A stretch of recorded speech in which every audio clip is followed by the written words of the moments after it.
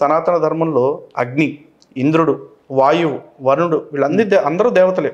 ఒక్కొక్క శక్తిని ఒక్కొక్క దేవతలా కొలుస్తాం. అంతేకాదు ప్రతి చెట్టులో, పుట్టలో, మిట్టలో, మట్టిలో, గట్టులో అన్నిట్లో దేవుడిని చూడగలుగుతున్నాం. మాకు చూడగల భావన మాకుంది. మీరు చూడగల భావన లోపం అంతే ఖచ్చితంగా. భావన లోపం అంతే ఖచ్చితంగా. ఇప్పుడు ఒక నిమిషం అండి, ఒక వ్యక్తికి కళ్ళు కనపడవు, ఆ వ్యక్తికి ప్రపంచంలో ఉన్న రంగులు కనపట్లేదంటే కనపట్లేదని అంతే, లేవని కాదు కదా. ఓకే, సూర్యుడు దేవునిగా చూడమని చెప్పేసి మరి లలిత్ గారు అంటారు, మీరు ఏమంటారు? అప్పుడు అన్ని మూసుకోమంటున్నాను, ఎందుకంటే అందరికీ సూర్యుడు వర్తిస్తుంది. ఈ రకమైన భాష ఎందుకు? అన్ని దయచేసి నరేష్ గారు మీరు అట్లా ఈ రకమైన భాష మాట్లాడి నన్ను రెచ్చగొట్టి అనగా నేను చెప్పులు తీసాను. లలిత్ గారు మీరు అట్లా మాట్లాడుకోవడం బెటర్. అన్ని మూసుకోవడం అంటే కింద మీద కాదు, ఆలయాలు, చర్చిలు, మసీదులు అని అర్థం. అవసరం లేదు, అవసరం లేదు. ఆలయం యొక్క అవసరం ఎంత నేను చెప్తా. ఆలయం అవసరం నేను చెప్తా. ఆలయం అవసరం నేను చెప్తా. లలిత్ గారు ఆయన మాట్లాడించిన తర్వాత మీరు ఆలయం అవసరం నేను చెప్తా. సరే చెప్పండి. ఇక్కడ నా ప్రశ్న, మీ ప్రశ్నకు జవాబు, నిజంగానే సూర్యుల్లో భగవంతుని చూడమనంటే నేను కూడా సూర్యుడికి పెడతా. ఎందుకంటే ఈ భూమి మీద ఉన్న ప్రతి జీవకోటికి సూర్యరశ్మి అవసరం, ఉదయం విటమిన్ డి అవసరం. అతను ఒకే చోట ఉంటాడు, అది సూర్యుడు భగవానుడు కాదు, ఒక నక్షత్రము, మండుతున్న అగ్నిగోళము, ఒక వాయుగోళము. దాన్ని కనిపెట్టారు. ఉదయం వ్రతం మీద ఇటొచ్చి ఆ చైతన్య శక్తిని దేవుణ్ణి అనుకోమంటున్నాం. What's the problem? ఈ ఒక్కముఖ చెప్పడం కోసము మరి అన్ని మతాలకి సూర్యుడు సమానమే, అన్ని దేశాల్లోని అన్ని మతాలకి సూర్యుడు సమానం కాదండి. క్రైస్తవ్యం, ఇస్లాం ప్రకారం చూసుకుంటే మనుషులకి సేవ చేయడం కోసం లేదా మనుషుల అవసరాలు తీర్చడం కోసం దేవుడు తయారు చేసిన ఒక జ్యోతి మాత్రమే సూర్యుడు అని చెప్పేసి అంటున్నారు. కానీ మేము ప్రత్యక్ష నారాయణుడు అని చెప్పేసి చెప్తున్నాము. 33 కోట్ల దేవతల రూపాలు ఎందుకు, ఈ ఫోటోలు ఎందుకు, ఇన్ని పండుగలు ఎందుకు, ఇన్ని పద్దాలు ఎందుకు? అరే సూర్యుడు అందరం గౌరవిద్దాం అంటే నేను కూడా గౌరవిస్తా అంటున్నా. ఇప్పుడండి ఇప్పుడు కరెంట్ ఉంది, కరెంటు గాలిలోంచి తీస్తున్నారు, విండ్ మిల్ అని చెప్పేసి, సోలార్ పవర్ అని చెప్పేసి తీస్తున్నారు, వాటర్ నుంచి పవర్ జనరేట్ చేస్తున్నారు, అన్నీ చేస్తున్నారు. ఎన్ని రకాలుగా పవర్ జనరేట్ చేసినా ఎండ్ ఆఫ్ ది డే దాన్ని దేనికి వాడుతున్నాం మనం? ఈ లైట్లు వెలిగించడానికో, ఫ్యాన్లు తిప్పడానికో, లేకపోతే టీవీ మోగటానికో వీటికే పెడుతున్నాం. అవి డైరెక్ట్గా గాల్లో కూడా వస్తుంది, సూర్యుడు సన్లైట్ నుంచి తీసుకుంటున్నాం కదా అని చెప్పేసి బల్బ్ ఇట్లా తీసుకెళ్ళి గాల్లో పెడితే బల్బ్ వెలుగుతుందా? వెలగదు. దానికి ఒక ఛానల్ కావాలి, దాన్ని ఏమంటారు, సోలార్ ప్యానల్స్, దానికి కావాల్సిన కనెక్షన్స్ అవి కావాలి. అవి ఇస్తేనే ఆ బల్బ్ వెలుగుతుంది. అట్లాగే భగవంతుడు అంతటా ఉంటాడు, సృష్టి అంతటా. కానీ ఆ భగవంతుడిని చేరుకోవటానికి ఒక విధానం ఉంటుంది, అదే భక్తి అని మేము అంటాము. ఈరోజు గాలి అంతటా ఉంది, అంతటా గాలి ఉంది కదా అని చెప్పేసి కారు చక్రాల్లో గాలి కొట్టించుకుంటే, గాలిలో తేల్చుకుంటే వెళ్ళే ప్రయత్నం చేయండి, అవదు. మళ్ళీ పంచర్ షాప్కి తీసుకెళ్ళి అక్కడ గాలి పెట్టించాలి టైర్స్కి. ఎందుకు?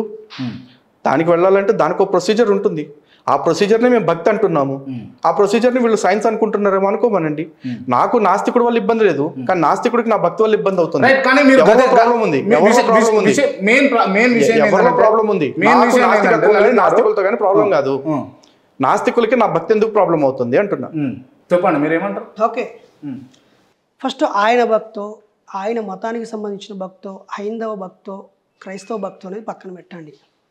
నేను మీ ఛానల్ ద్వారా రిక్వెస్ట్ చేస్తున్నాను, మా వల్ల వాళ్ళకు ఏ ఇబ్బంది లేదు, వాళ్ళ వల్ల కూడా మాకు ఇబ్బంది లేవు. ఆయా మతాల్లో ఉన్నటువంటి మూఢనమ్మకాల వల్ల ప్రజలు ప్రాణాలు కోల్పోవడం మాకు అభ్యంతరకరం.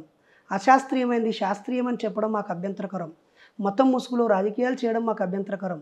మతంతో ముడిపెట్టి ఆచార వ్యవహారాలను పెట్టి ప్రజలను ఖర్చుల పాలు చేసి, భయానికి గురి చేసి, దయ్యమని పుట్టించి, దానికి చేతబడని పుట్టించి, బాణమతని పుట్టించి, తర్వాత ఉపవాసం అని పుట్టించి, పేదరికంలో ఉన్న వాళ్ళు కూడా తప్పకుండా పూజకు చేయాలని, తప్పకుండా మేకను కోయాలి, గొర్రెలు కోయాలని, ఇవి కోయకపోతే దేవుడు ఆగ్రహిస్తాడని, లేకపోతే మొక్కితేనే పిల్లలను ఇస్తాడని, మొక్కకపోతే పగబడతాడని, భక్తి మొక్కులు చెల్లి, ఇలా ఒకదానికొకటి.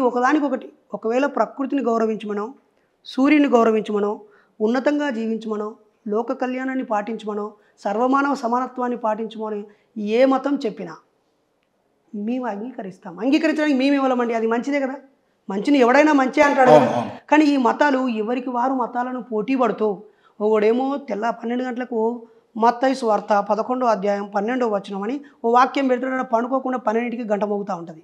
ఇంకోడేమో వీడు రాత్రి 1 దాకా 2 దాకా నైట్ డ్యూటీ చేసేస్తాడు, తెల్లవారుజామున 4 గంటలకు బయట మైకు పెట్టి రమ్మ అంటాడు. ఇంకోరేమో మసీదు కాడ రోజుకు 5 సార్లు పిలుస్తూనే ఉంటారు. ఆ టైంలో ఫోన్లు వచ్చినా, వీడియో షూటింగ్ చేసుకున్నా, లేకపోతే చదువుతున్నా. కనీసం బడి పక్కన ఉన్న మత, అది ఏ మతం అన్న కానీ కనీసం బడి ఉందయ్యా, భవిష్యత్తుకు సంబంధించిన పిల్లలు చదువుకుంటారు, కాస్త సౌండ్ తక్కువమేనంటే నువ్వు ఇట్లా క్రైస్తవం దగ్గర పోయి చెప్తావా అని వీడు అంటాడు. వాళ్ళ దగ్గరికి పోతేనేమో మాకు లేదా మత స్వాతంత్ర పక్కు, మీరు హిందువులతో చెప్పగలుగుతారా, మిమ్మల్ని కట్టరు హిందువులు వచ్చి నరకెత్తారు అని చెప్పి ఎవ్వరికి వాళ్ళు ప్రజలందరినీ వాళ్ళకు తెలియకుండానే బాగా ఇబ్బంది పెడుతున్నారు.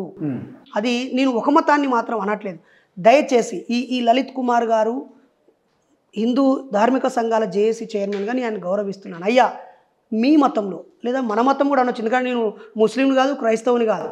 అకార్డింగ్ టు సర్టిఫికెట్ నేను బీసీ పద్మశాలి చేనేత బిడ్డనే. నువ్వు అవునన్నా కాదన్నా నేను ఇదే. ఈ రాష్ట్రమో ఈ దేశమో గౌరవ పెద్దలు ప్రధానమంత్రి గారు మెజారిటీ ఉంది కాబట్టి కులం లేని కాలం పెడితే మేము ఆడ టిక్కు పెట్టుకుంటాం కావచ్చు, లేదా కుల నిర్మూలన చేస్తే ఆయనకు నిజంగా చిత్తశుద్ధి ఉండి హిందువులందరూ బంధువులే అంటే హిందూ మతంలో కులం అనే విషచుక్క వల్ల మనం విభజించబడుతున్నామని దాన్ని అంటే హిందువులలోనే కులం ఉన్నదని అంటారా మీరు? 100%. వేరే మతాలలో క్లాస్ డిస్క్రిమినేషన్ ఉంది తప్ప క్యాస్ట్ డిస్క్రిమినేషన్ లేదు. మీరు చెప్పండి కాబట్టి నేనేమంటాను, దేవుడి వల్ల అది ఏ మత దేవుడి వల్లనైనా ప్రజలు శక్తిహీనులు అవుతున్నారు, డిపెండెంట్ అవుతున్నారు. మంచి జరిగితే నేను దాన్ని అభినందిస్తున్నాను. కానీ ధనవంతులు లేదా ఒక మానసిక తృప్తి కోసము దేవుని మొక్కుంటే తప్పు కాదు. కానీ అది బలహీనగా బ్లాక్మెయిల్ చేసేదిగా, దోపిడీ చేసేదిగా, విభజించేదిగా, కించపరిచేదిగా, లేనివి చూపించుకుంటూ మోసం చేసేదిగా మారడమే మాకు అభ్యంతరం తప్ప. లలిత్ కుమార్ గారు ఎవరండి? అన్న బాగున్నావా అంటే ఓకే తమ్ముడు బాగున్నావా అంట. అన్న రేపు మా ఇళ్ళకి వస్తున్నాం రావా అంటే పోయి తింటా. అన్న మేము దేవుడికి మేకను కోసుకున్నాం తినడానికి వస్తావా అంటే ఓన్లీ ముక్కే ఉందా సుక్కు ఉందా అని కూడా అడుగుతా. లేదా రేపు నిన్న ఒక ముస్లిం అత్తవా అంటే పోయినా మంచిది నచ్చిన బిర్యానీ. రేపు క్రీస్తవుడు వెళ్తే పోతాం. నాకు అది ఆహార పదార్థం, అది మత పదార్థం కాదు. కాబట్టి మేము వీళ్ళలో మనుషులను చూస్తాము, వీళ్ళు కూడా ఇప్పుడు మమ్మల్ని గౌరవిస్తా అంటున్నారు. కానీ మేము మతం వల్ల జరిగే లోటుపాట్ల వల్ల మీ మతానికి సంబంధించిన ప్రజలే బాధపడుతున్నారు. దయచేసి ఆయా కాలంలో ఎంతోమంది మహనీయులు వాటి సంస్కరణ కోసం పాటుపడ్డారు. ఇప్పుడు మీరు ఆ బాధ్యత తీసుకొని సంస్కరించి మీ మతం ఆచరణలోనే కాపాడమనే కోరుతున్నాం కదా. రైట్, ఏమంటారు ఆయన వాక్యాలకు మీరు? ఒకటండి, ఆయన ఇంతసేపు మాట్లాడిన దానిలో ఆయన ఒకటే చెప్తా ఉన్నారు, నేను అందరినీ గౌరవిస్తాను అంటున్నారు. ఆ గౌరవించే కథే ఉండుంటే అలా అంత ఇష్యూ అయ్యేది కాదు కదా అసలు. అండ్ ఇంకోటి, మతాల వల్ల అన్ని సమస్యలు వస్తాయని చెప్పేసి అంటున్నారు. మేబీ మతాల వల్ల అన్ని సమస్యలు వస్తున్నాయి. ఏ మతాల వల్ల వస్తున్నాయి? మా మతం కాని వాడిని నేను సహించను, నా మతం వాడు తప్ప నా పక్కన ఇంకోటి ఉండటానికి వీల్లేదు, నా పక్కన వేరే వాడు ఉంటే వాడిని మతం మార్చేదాకా నేను నిద్రపోను అనుకునే మతాల వల్ల వస్తున్నాయి. కానీ సనాతన ధర్మం సర్వేజన సుఖినో భవంతు అనుకుంటుంది. దానివల్ల నీకు ఏ ఇబ్బంది లేదు. పక్క వ్యక్తినే కాదు, పక్కనుండే ప్రతి జీవాన్ని కూడా నువ్వు గౌరవించాలని చెప్తుంది కదా. ప్రతి భూతాన్ని కూడా, భూతం అంటే ఏంటి? దెయ్యాలు కాదుగా, భౌతికమైన ప్రతి దాన్ని కూడా నువ్వు గౌరవించాలని చెప్తుంది.